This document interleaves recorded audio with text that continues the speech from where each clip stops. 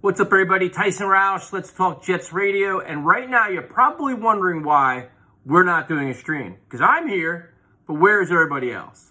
Well, on my way to the gym, Tyrone messaged me. He's like, bro, I'm not really feeling that good. You and Primetime just do it. So after I leave the gym, Primetime messages me. He's like, I can't make it. Want you and Tyrone just do it.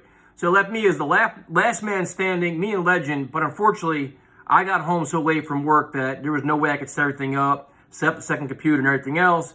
And I'm sure the last thing you guys want to do is see me and Legend try to put together a show and talk to you guys. So I'll just do some quick news and notes from today. Obviously, the biggest story is Cameron Clark and the serious back injury he suffered, where he was carted off on an ambulance, and everybody's very worried about his spine and everything else.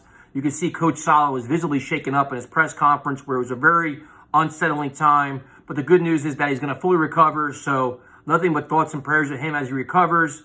You know, it kind of gives you, brings you back to reality of the serious nature of this game and how physical and how violent it is.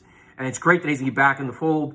Other than that, it's like, first day of pads, and everybody's really excited about it, myself included, to see how do things change once the pads start popping, guys start getting hit, the intensity raises, everybody wants to everybody's really all over Zach Wilson, like either analyzing him or over scrutinizing him or giving him too much credit. As a rookie quarterback, there's going to be so many ebbs and flows, and you see it throughout the NFL. You're seeing it with Trevor Lawrence. You're seeing it all over the place. So there's a concern or a comment that right now he's holding on to the ball too long. He's trying to go through all his reads, and this is all to be expected.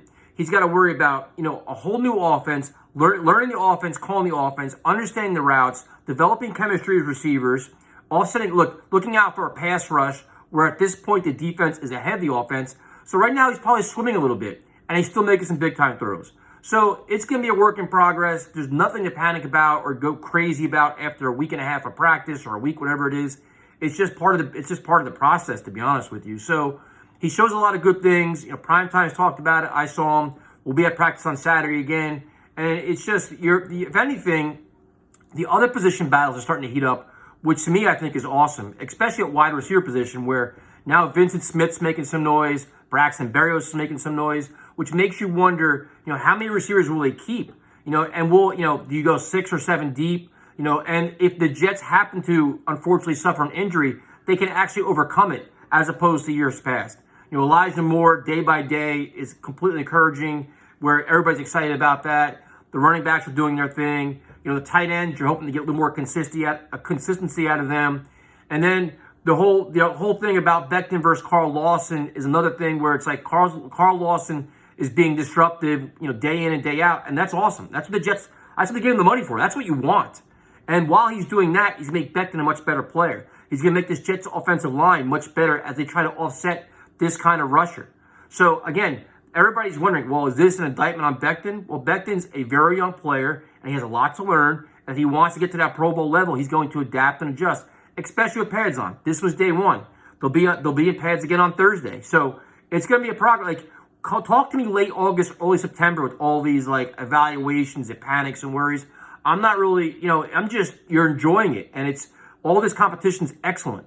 You're hearing more that Bless Austin starting to pick things up a little bit more. Bryce Hall starting to pick things up more. Then you have a guy like Bryce Huff, a pass rusher. To me, the competition on the defensive line is phenomenal. Where, they're the odd man out. Like in years past when the Jets cut players, nobody signed them.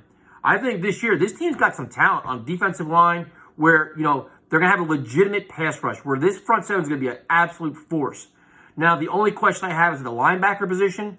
Other than Mosley, Jarrad Davis, he showed some speed and athleticism, but you want to really know what he brings to the table.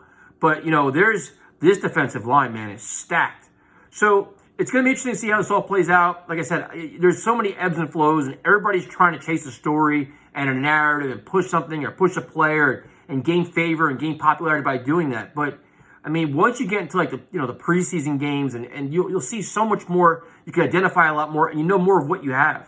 You can't really say after one pad of practice, I know Vera Tucker's going to be a Pro Bowler, and this guy's going to be a Pro Bowler, and this guy's a stud, and that guy's a stud. It just takes time, man. It's all work in progress. And the other thing, too, is that it's interesting to see how the coach is handling all this, where it's one pad of practice, regular practice, going back to pads. I'm curious to see how they handle Saturdays, the green and white practice, what they do there. And, I'm also curious to see how they handle the rotations in the preseason games with only 3 games. Then they have the joint practices.